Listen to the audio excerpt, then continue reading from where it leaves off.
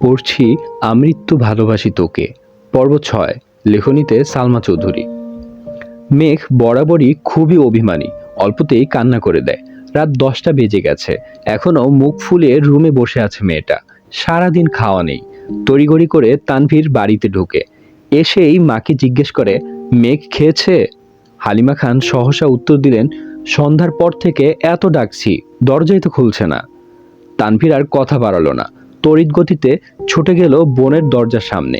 প্রথমে আস্তে করে ডাকলো, মেঘের সাড়া নেই। আচমকা চোয়াল শক্ত করে এক প্রকার চিৎকার দিল, মেঘ, তুই এই মুহূর্তে দরজা না খুললে তোর কপালে শনি আছে বলে দিলাম। মেঘ শোয়া থেকে এক লাফে উঠে বসলো, কয়েক সেকেন্ডে দৌড়ে গিয়ে দরজাটা খুলল।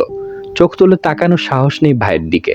আজ পর্যন্ত তানভীর মেঘের গায়ে হাত তুলেনি, শুধু ধমকি দেয়। কিন্তু ভাইকে এক বিন্দুও বিশ্বাস করে না মেঘ। কখন আবির ভাইয়ের মতো নাক মুখে মারবে থাপ্পড় তার বিশ্বাস নেই। দরজা খুলতেই নরম স্বরে তানভীর বলল, খেতে যা। মেঘ তানভীরের এত নরম স্বর কোনোদিন শোনেনি। ভাবতেই পারছে না ভাইয়া তাকে এত ভালোবেসে খেতে বলছে। তানভীর, খাওয়া শেষ হলে তোর ফোনটা দিস, তোকে একটা ফেসবুক আইডি খুলে দেব। তানভীরের এমন কথায় মেঘ আহাম্মক বনে গেল। তানভীর ভাই বরাবরই এরকম, নিজেই ঝাড়বে তারপর নিজেই আদর করবে, এটা সেটা কিনে আনবে মেঘের জন্য। কিন্তু আজকের বিষয়টা সম্পূর্ণ ভিন্ন। এত নরম স্বর কখনো শুনিনি এর আগে। নিমিষেই মনটা খুশিতে ভরে গেল মেঘের। খাবার টেবিলে বসে আপন মনে খাচ্ছে মেঘ। আজকে তার পছন্দের অনেক রেসিপি আছে, একটু একটু করে সব চেক করছে। কিন্তু রাগে ফুসফুস করছে মেঘের আম্মু হালিমা খান। হালিমা খান, সন্ধ্যা থেকে যে তোকে এতবার ডাকতে গেলাম, বের হলি না কেন? ঠিকই ভাইয়ের ভয়ে বের হয়ে আসলি। আমাকে কেন কষ্ট দিস? তোকে কে কি বলে ২ দিন পর পর না খেয়ে পড়ে থাকিস? কিছুদিন পর যে এডমিশন, এখন না খেলে পড়বি কিভাবে? আর না পড়লে ভর্তি হবি কিভাবে? তুইও তোর ভাইয়ের মতো হচ্ছিস। সে সারাদিন ভন্ডের মতো টুই টুই করে ঘুরে, আর তুই এখন তার ভাব নিচ্ছিস, খেয়ে না খেয়ে রুমে পড়ে থাকিস। আর শোন, মেয়ে মানুষের এত রাগ জেদ ভালো না। তোর এই রাগ জেদ সামলানোর জন্য আমরা সারা জীবন তোর পাশে থাকবো না। এতটুকু বলতেই চোখ পড়ে ড্রয়িং রুমে দাঁড়ানো আবিরের দিকে। আবিরের চাউনিতে পরিষ্কার রুষ্টতা, শ্যামবর্ণের মুখমণ্ডল কালো দেখাচ্ছে। কড়া কণ্ঠে মামুনির দিকে তাকিয়ে প্রশ্ন করল, কি হয়েছে? পুরুষালী কণ্ঠে আতকে ওঠে মেঘ। হালিমা খান গলা নামিয়ে উত্তর দিল, খায় না ঠিক মতো, পড়াশোনা করে না, কি করব ওকে নিয়ে? আবির পূর্বের অভিব্যক্তি বজায় রেখে উত্তর দিল, ওকে কিছু বলো না, কাল থেকে মেঘ টাইম টু টাইম খাবে। একটু এদিক সেদিক হলে সেটা আমি দেখব। আবিরের কথায় খুশি হয়ে গেল হালিমা খান, কিন্তু মেঘ খুশি হবে নাকি ভয় পাবে তা বুঝে উঠতে পারল না। এত বছরে অভিমান করে মাঝে মাঝে না খেয়ে থাকলে তানভীর এসে ধমকে বা বুঝিয়ে খাওয়াতো। এখন সেই দায়িত্ব নিতে যাচ্ছে আরো একজন। দুইজন মিলে মেঘকে শাসন করবে। ভাবতেই মেঘের বুক কেঁপে ওঠে, আবার মনের মধ্যে অন্যরকম প্রশান্তিও কাজ করে মেঘের। আবির ভাইয়ের মূল্যবান সময়ের মধ্যে ৫ মিনিট সময় যে মেঘকে নিয়ে ভাববে, এতেই খুশি খুশি লাগছে মেঘের। তৎক্ষণাৎ মনে হয়ে গেল তানভীর ভাইয়া বলেছে ফেসবুক আইডি খুলে দিবে। তাড়াতাড়ি খেয়ে রুমের দিকে ছুটল মেঘ। রুম থেকে ফোন নিয়ে ছুটে গেল তানভীর ভাইয়ার রুমে, কিন্তু তানভীর ভাইয়া রুমে নেই। কিছুক্ষণ অপেক্ষা করলো, কিন্তু কোথাও নেই। মোবাইল নিয়ে নিজের রুমে ঢুকতে যাবে, হঠাৎ শুনতে পেল তানভীরের কণ্ঠ, কিন্তু কোথায় আছে? বাধ্য হয়ে মেঘ জোরে ডাক দিল, ভাইয়া। তানভীর পাশের রুম থেকে উত্তর দিল, আবির ভাইয়ার রুমে আমি, আয়। আবির ভাই নামটা শুনেই মেঘের বুকটা হু হু করে উঠে চিন্তায়। নিজেকে নিজে সাহস দেওয়ার চেষ্টা করলো। তারপর গুটি গুটি পায়ে হেঁটে দরজায় দাঁড়ালো। তানভীর, ভেতরে আয়। মেঘ, মোবাইলটা দিয়ে যাই, তুমি কাজ করো। তানভীর, আরে ভেতরে আয়, বস তুই, তোকেও দরকার লাগবে। মেঘ আর কথা না বাড়িয়ে চুপচাপ খাটের কর্নারে বসলো। আবির নেই রুমে, ওয়াশরুমে আছে মনে হয়। তানভীর ফোন নিয়ে কি যেন করছে, তখনই ওয়াশরুম থেকে বের হলো আবির। মেঘের দৃষ্টি পড়ে সেদিকে। একটা ছাই রঙের টি শার্ট আর একটা ব্ল্যাক ট্রাউজার। ভেজা চুলগুলো থেকে টপ টপ করে পানি পড়ছে। শরীরের টি শার্টটা অনেকটাই ভিজে গেছে। মেঘ টেনে হিচড়ে দৃষ্টি নামিয়ে আনলো। মনে মনে ভাবছে, একটা মানুষ এত কিউট কিভাবে হয়? যদি পারতাম আমার পড়ার টেবিলে সাজিয়ে রাখতাম, সারাদিন পড়তাম আর দেখতাম, তাহলে আমার মন কখনোই খারাপ হতো না। লোকটা ফর্সা নন, শ্যামলা গায়ের রং, কিন্তু দেখতে মারাত্মক সুন্দর। সবচেয়ে মারাত্মক ওনার লুক, তাকানোর স্টাইল। উফ, যতবার দেখছি ততবারই নতুন করে ক্রাশ খাচ্ছি। আবির ভাই খাটের অপর পাশে মোবাইল হাতে নিয়ে বসেছেন। তানভীর ভাইয়া মোবাইলে ফেসবুক অপশনে ক্রিয়েট নিউ অ্যাকাউন্টে ঢুকতেই তানভীর ভাইয়ের ফোনে কল আসে। দাঁড়িয়ে পকেট থেকে ফোন বের করে রিসিভ করে কথা বলা শুরু করে। অমনি মেঘের মোবাইলটা আবিরের হাতে দিয়ে বলে, ভাইয়া তুমি ওরে অ্যাকাউন্টটা খুলে দাও, আমার গুরুত্বপূর্ণ কল আসছে। এই বলে মোবাইল রেখে রুম থেকে বেরিয়ে চলে গেল। মেঘ বসে আছে চুপচাপ, মুখ তুলে তাকাতে সাহস পাচ্ছে না, বুকটা এখনো ধুকপুক করছে।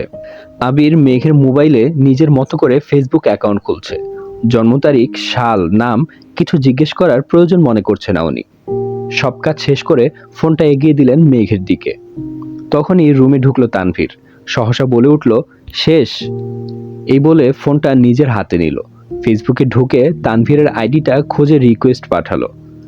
আবিরের দিকে তাকিয়ে বলল, ভাইয়া তোমাকে রিকোয়েস্ট দেই, অ্যাকসেপ্ট করো নাকি? আবির গম্ভীর কণ্ঠে বলল, আমায় রিকোয়েস্ট দিতে হবে না। তানভীর কথায় পাত্তা না দিয়ে কয়েক সেকেন্ড পর বলল, ভাইয়া তোমায় রিকোয়েস্ট পাঠিয়েছি, অ্যাকসেপ্ট করে নিও, না হলে আমার ছোট্ট বোনটা কষ্ট পাবে। আবির তীক্ষ্ণ দৃষ্টিতে তাকিয়ে আছে তানভীরের দিকে। মেঘ মনে মনে খুশি হলো ভাইয়ের কথায়। মেঘের তো কখনো সাহসী হতো না আবির ভাইকে রিকোয়েস্ট দেওয়ার বা অ্যাকসেপ্ট করার কথা বলার। তানভীর সেদিকে গুরুত্ব না দিয়ে মেঘের হাতে ফোন দিয়ে বলল, তুই এখন যা, আমি আর ভাইয়া অ্যাকসেপ্ট করে নিব। তুই কি করিস না করিস সব নজরে রাখবো কিন্তু। মেঘ কোনো কথা না বলে মাথা নিচু করেই রুমে চলে আসলো মোবাইল নিয়ে। মেঘ রুমে এসে বিছানায় শুয়ে ফেসবুকে ঢুকতেই নজরে পড়ল, সাজ্জাদুল খান আবির অ্যাকসেপ্ট ইউর ফ্রেন্ড রিকোয়েস্ট। মেঘ শোয়া থেকে উঠে বসে। মেঘের খুশি দেখে কে, ফ্রেন্ড লিস্টে একমাত্র ফ্রেন্ড সেটাই আবির ভাই। তার একটা স্ক্রিনশট রেখে দিল মেঘ। তার 5 মিনিট পর অ্যাকসেপ্ট করলো তানভীর ভাই। আবির ভাইয়ার আইডিতে ঢুকলো। প্রোফাইল পিকটা নতুন কেনা বাইকে বসা, একদম ওয়াও। কভার ফটো সবুজ ঘাসের মাঝে বাইকটা রাখা, তার সামনে বাইকে হেলান দিয়ে বসা আবির ভাই। ছবিটা ও মাই গড, ওয়াও। সবগুলো ছবি দেখে দেখে ডাউনলোড করছে মেঘ। যত দেখছে ততই পাগল হয়ে যাচ্ছে মেয়েটা। মনে হয় পাবনা যেতে বেশি দিন লাগবে না। তারপর মোবাইল রেখে ঘুমানোর চেষ্টা করলো। চোখ বন্ধ করতেই চোখের সামনে ভেসে আসছে একটার পর একটা স্টাইলিশ ছবি। কখন যেন ঘুমিয়ে পড়েছে মেয়েটা। আজ শনিবার, আবিরের অফিসে যাওয়ার দিন। সকাল সকাল উঠে শাওয়ার নিয়ে ফিটফাট হয়ে রেডি হয়ে পড়েছে আবির। 7:30 বাজে মাত্র। নিজের রুম থেকে বের হয়ে করিডোর দিয়ে দ্রুত হাঁটছে। হঠাৎ মেঘের দরজার সামনে এসে দাঁড়িয়ে দরজায় ডাক দেয়। দুইবার ডাকতেই ঘুমন্ত মেঘ ঘুমে টলতে টলতে দরজা খুলে। সামনে দাঁড়িয়ে আছে আবির ভাই। নিজের চোখকে যেন বিশ্বাসই করতে পারছে না। প্রথমে ভেবেছে এটা স্বপ্ন, তারপর এদিক সেদিক তাকিয়ে বুঝলো এটা বাস্তব। আচমকা এইভাবে আবিরকে দাঁড়ানো দেখে ভ্যাবাচাকা খেলো মেয়েটা। মেঘের চেহারায় নিদ্রিত ভাবটা লেপ্টে আছে এখনো। আবির পূর্ণ দৃষ্টিতে পরখ করলো অষ্টাদশীর রাঙা মুখ বিবর। তারপর চোখ সরিয়ে নিয়ে বলল, 5 মিনিটের মধ্যে খেতে আয়। পুনরায় দ্রুত গতিতে হাঁটা দিল। আবিরের অযাচিত উপস্থিতি নাড়িয়ে দিয়েছে মেঘের মস্তিষ্ক। হঠাৎ মনে পড়ে গেল 5 মিনিটে নিচে যেতে হবে। তৎক্ষণাৎ ছুটল ওয়াশরুমে। 5 মিনিটের মধ্যে নিচে উপস্থিত হলো মেঘ। এই সময় মেঘকে খাবার টেবিলে দেখে অবাক হলো সকলে। 2 বছর যাবৎ মেয়েটা সকালে সবার সাথে খায় না। প্রাইভেট থাকলে আগে খায়, না হয় সবাই অফিস বা স্কুলে চলে গেলে তারপর খেয়ে কলেজে যায়। হালিমা খান ছুটে আসলেন মেয়ের দিকে। আয় আয় বস মা, কি খাবি বল। টেবিলের কাছে আসতেই দেখলো একটা চেয়ারই ফাঁকা আছে, সেটা আবার আবির ভাইয়ের বিপরীতে। কিন্তু এখানে বসার বিন্দু পরিমাণ ইচ্ছে নেই তার, কারণ আবিরের আশেপাশে থাকলে মেঘ কেমন একটা ঘোরে থাকে। মন মস্তিষ্ক সব যেন আবিরের নিয়ন্ত্রণে থাকে, কিন্তু কিচ্ছু করার নেই, বাধ্য হয়ে বসতে হলো এই চেয়ারে। আবির মাথা নিচু করে মনোযোগ দিয়ে খাচ্ছে। মেঘ তখন ঘুমে টলতে টলতে আবিরকে দেখছিল রাজপুত্রের মতো, কিন্তু এখন আর সে তাকাতে পারছে না। শীর্ণ বক্ষ ধরফর করছে মেঘের। মনে মনে খুব করে চাচ্ছে একটু তাকিয়ে আবিরকে দেখতে, কিন্তু মনে হচ্ছে কিছু একটা মাথায় চেপে বসে আছে, মুখটাই তুলতে পারছে না।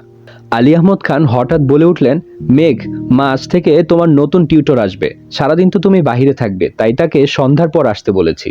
মেঘ চুপচাপ খাওয়ার চেষ্টা করছে। বুকের ভেতর যে ঝড় তুফান চলছে তা যেন কেউ বুঝতে না পারে। আবির সবার আগে খাবার শেষ করে বাসা থেকে বের হয়ে গেল। আবিরের পেছন পেছন আলী আহমদ খান, মোজাম্মেল খান ও ইকবাল খানও চলে গেলেন। ইকবাল খান আগেই অফিসে জানিয়ে দিয়েছে অফিস যেন সাজিয়ে গুছিয়ে রাখে। আবির অফিসের সামনে এসে বাইক পার্ক করে অফিসে ঢুকতে গেলে সিকিউরিটি গার্ড বলে ওঠেন, স্যার আপনার একটু বসতে হবে, বড় স্যাররা না আসলে আপনি ভেতরে যেতে পারবেন না। আবিরের পায়ের রক্ত মাথায় উঠে যাচ্ছে। রাগে কটমট করতে করতে ওয়েটিং রুমে বসে আছে সে।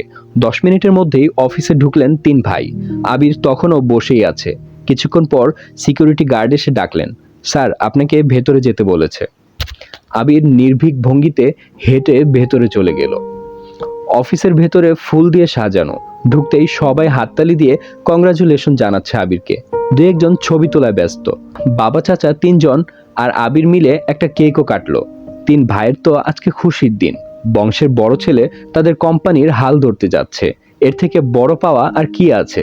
তানভীরের মতো আবির যদি মুখের উপর বলে দিত আমি ব্যবসা সামলাবো না, তখন তো কিছুই করার ছিল না। আবির যেহেতু মেনে নিয়েছে, এতেই হবে। ঘণ্টাখানেক হলো আবির অফিসে এসেছে। এর মধ্যে চাচ্চু ইকবাল খান ভাতিজাকে সব কাজকর্ম বুঝিয়ে দিতে ব্যস্ত। অন্যদিকে আলী আহমদ খান এবং মোজাম্মেল খান আজ আড্ডায় মগ্ন। তাদের মাথা থেকে সব চাপ চলে গেছে। 2 ভাই মিলে চা খাচ্ছে, খুনসুটি করছে। এত বছরের ব্যবসায়িক জীবনের অবসানের সময় এসেছে এবার। সারাদিন আবিরের ব্যস্ততায় কাটে। প্রথম দিনের অফিস দায়িত্ব বুঝে নেওয়া বিশাল চাপ। মাঝখানে একবার সময় করে বাবা চাচাদের সাথে তোলা একটা ছবি ফেসবুকে শেয়ারও করেছিল। 6টায় বাসায় ফিরেছে আবির। এসেই সোজা রুমে চলে গেছে।